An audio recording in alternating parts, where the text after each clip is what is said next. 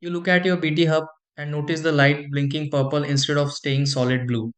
At the same time, websites stop loading, streaming apps disconnect, or your devices suddenly lose internet access completely.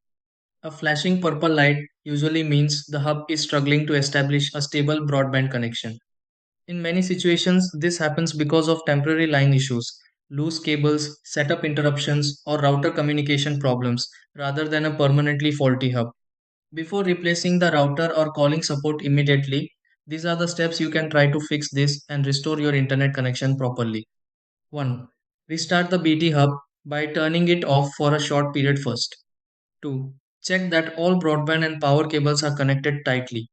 3. Inspect the phone or fiber line for loose adapters or damaged wires. 4. Wait several minutes after restarting for the BT hub to reconnect fully. 5. Disconnect extra network devices temporarily to reduce connection conflicts. 6. Test the internet connection again using another phone or computer. 7.